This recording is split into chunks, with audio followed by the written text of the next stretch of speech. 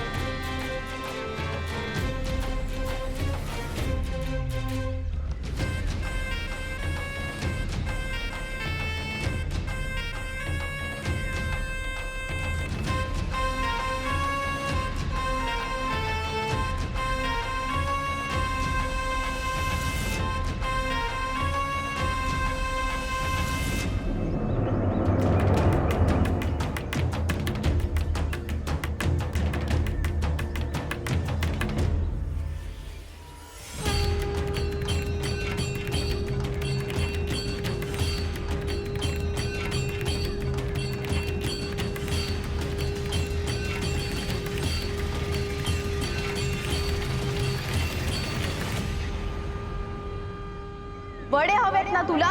दे तुझा डोळा काढू। एवढंच ना?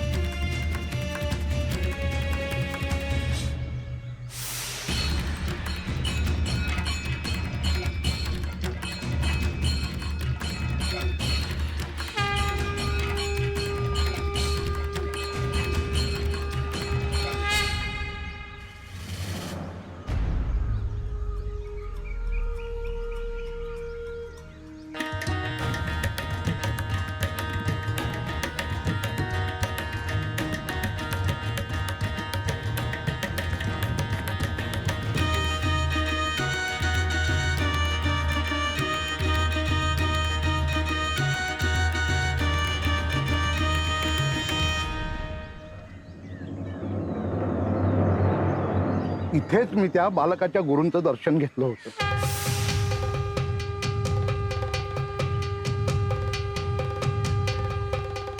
नमस्कार गुरुदेव। शुभम भवतु।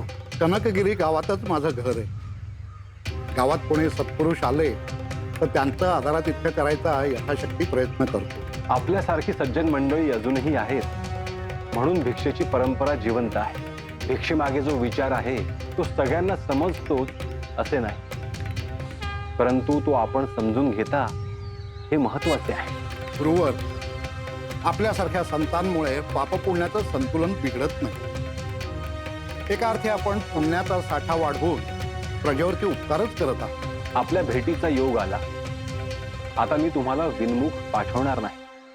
ह्या ध्वनीतली विभूती आपण स्वतः लावून घ्या, तुमचे रक्षण होईल। जशी आज्ञा करू।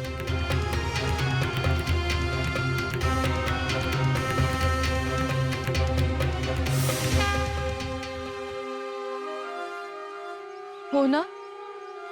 हो, ते इथे नाहीये। याचा अर्थ ते इथून निघून गेले। ज्या गावात एवढ्याशा लहान मुलाचा डोळा मागितला जातो तिथे कसे थांबतील ते? मला वाईट याचंच वाटतंय, त्या बालकांची आणि गुरूंची गाठभेट नाही होणार आता।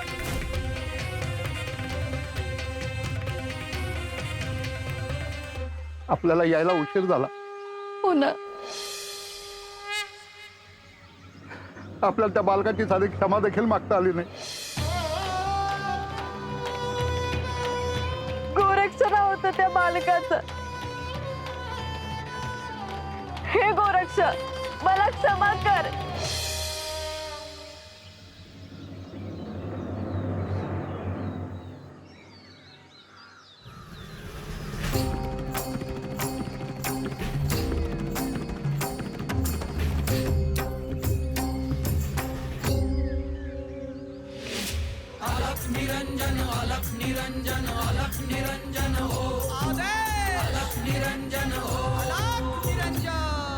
मी इथून पुढे जाऊन पाहून येतो.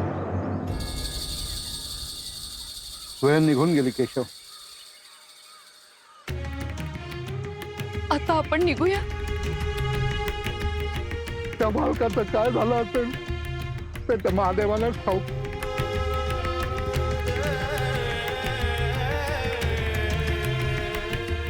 खरंच हो, त्या बालकाला किती वेदना होत असतील. चला, आता इथे थांबून काही उपयोग नाही.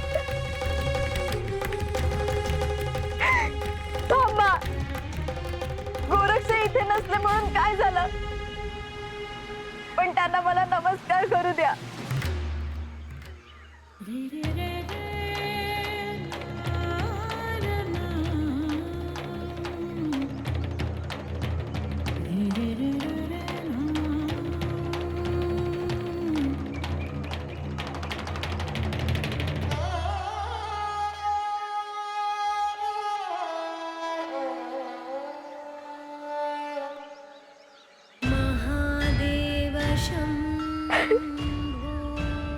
गोरक्ष, मी इतकी वाईट आणि कठोर नाहीये रे. पण त्या क्षणी काय झालं माझं मलाच नाही समजलं.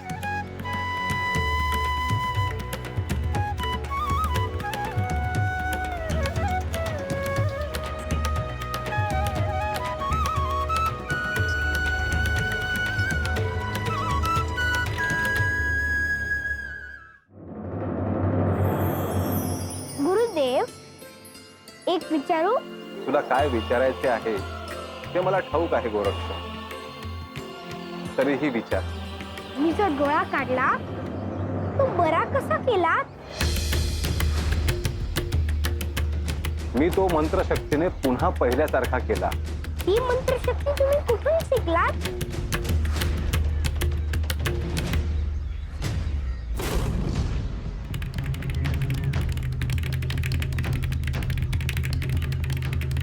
आता त्या पोराचं गुरु काय म्हणतील काय ठाव. अख्खं आयुष्य गेलं तर असं कधी ऐकलं नाही. हो, पण तू सामान्य मुलगा नाहीच आहे. आता त्या गुरूंनी शाप दिला म्हणजे केवढ्याला पडलं. डोळं मागायची दुर्बुद्धी कुठून झाली कोणाच ठाऊक. सहज बोलून गेली असेल हो. ते बघ आले ते. काय झालं काका, भेटले का गुरु? काय म्हणले? ते लहान पोर बरं आहे ना? नाही मधू, आम्ही त्याला खूप शोधलं पण ते कुठेच दिसलं नाहीत. गाव सोडून गेले वाटतं.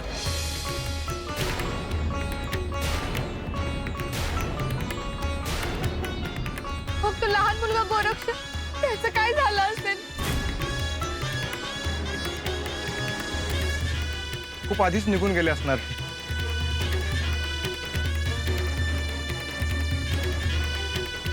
काका, आता व काय करायचं? बैलगाडी जोडू का? पाहिजे तर जाऊन येऊ, हुडकून बघू.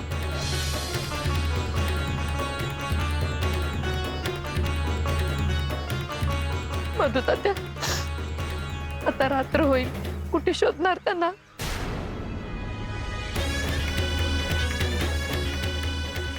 जे घडायचं ते घडून गेलं. पापक्षालन करण्याशिवाय आपल्या हातात काय आहे?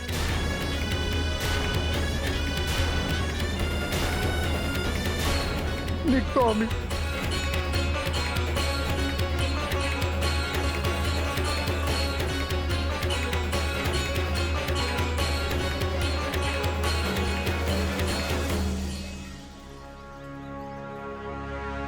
बघू तात्या, मी पण जाते आता.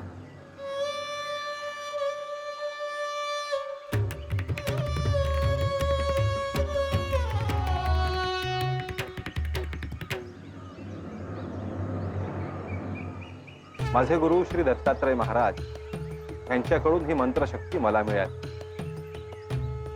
तसेच श्री महादेवांच्या आशीर्वादाने ही मंत्रशक्ती सिद्ध झाली. म्हणजे तुम्ही कोणालाही बरे करू शकतात ना? अर्थात. परंतु हे मंत्र व्यक्तिगत लाभासाठी वापरता येत नाहीत गोरक्ष. जीवसृष्टीच्या कल्याणासाठी आणि केवळ सत्कार्यासाठी याचा उपयोग केला जातो. म्हणजे तुम्ही निर्जीव गोष्टीलाही सजीव करू शकतात, हो ना? हो, निश्चितच.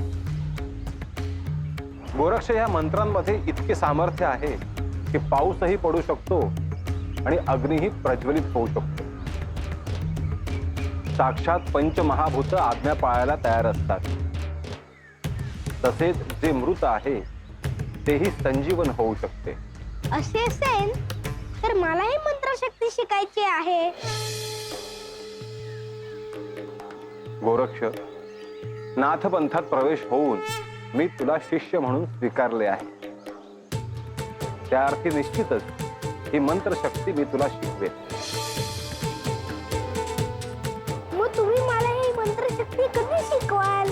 इथून निघाल्यानंतर आधी मी तुला शस्त्रविद्या शिकवेन आणि नंतर मंत्रशक्तीचा प्रभाव काय आहे तेही शिकवेन. तुम्ही मला काय शिकवणार आहात याची मला उत्सुकता आहे.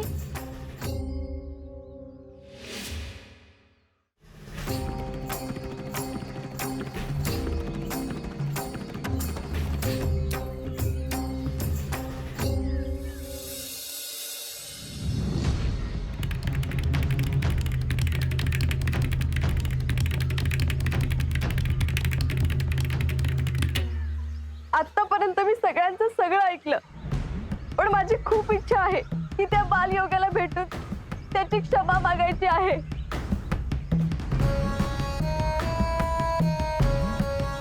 हे बघ, अष्टदिशांना भ्रमण करणारे योगी येत होते. त्यांना शोधणं इतकं सोपं नाही. हो ना, ते जेव्हा आपल्या दारात आले तेव्हा आपण त्यांना ओळखू शकलो नाही, आणि आता त्यांना कुठे शोधणार? जे झालं ते गावाने बघितलं. आता त्यांचा द्वेष सहन करण्यापलीकडे आपल्या हातात काहीच नाही. गावच्या दृष्टीने आपण दोषी आहोत.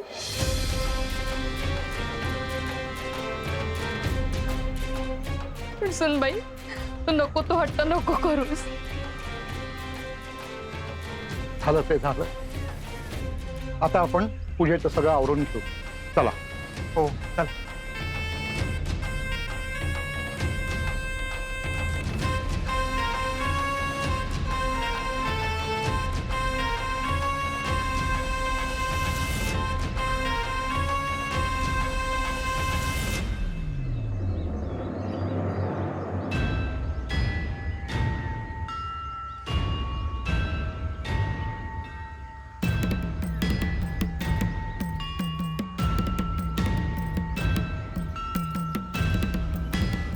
माई,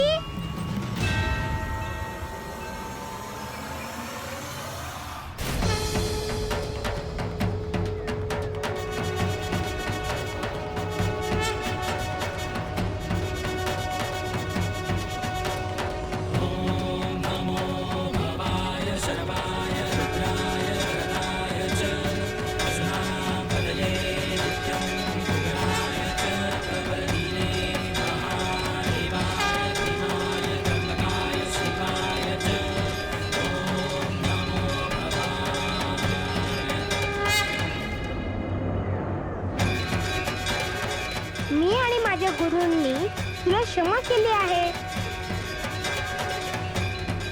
त्यामुळे तू चिंता करू नकोस.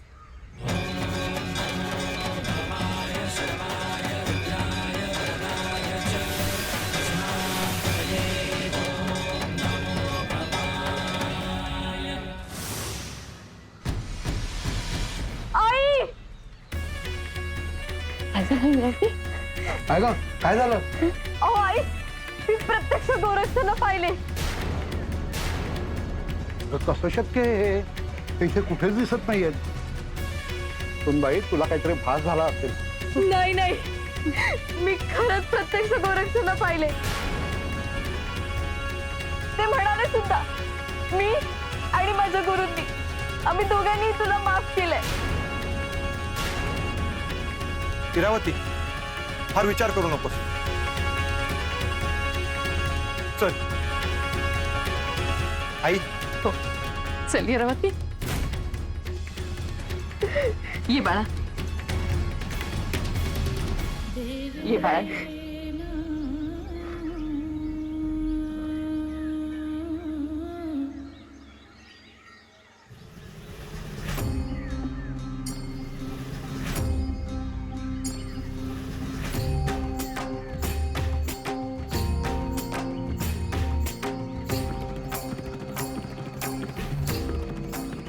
गुरुदेव, आपण कर्णगिरी गाव सोडून खूप पुढे आलो आहोत. आपल्याला शोधत ते भले माणसं आपल्या मागे आले असतील. जे घडून गेले तो भूतकाळ आहे गोरक्ष. तो तसाच मागे सोडून द्यायचा. या इथे ह्या क्षणी उपस्थित असणे म्हणजे धर्म. आले का ध्यानात? होय गुरुवर. आपण श्री गुरुदेव दत्त महाराजांकडे कधी पोहोचू? ही यात्रा आहे गोरक्ष. सद्गुरूंपर्यंत पोहोचणे इतके सोपे नाही. आपल्या शरीरात अनेक चक्र आहेत.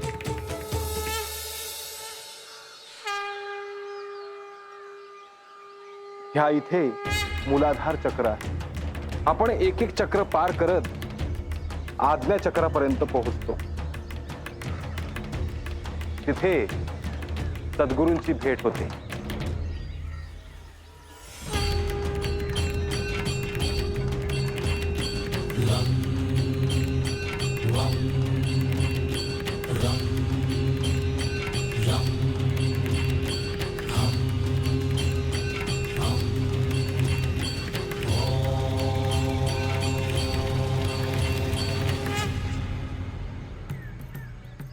आणि सद्गुरू आपल्या हाताला धरून सहस्त्रधारापर्यंत नेतात, जिथे आदिशक्तीचे दर्शन होते. ती सहस्त्र कमळांच्या पाकळ्यांवर बसलेली आहे.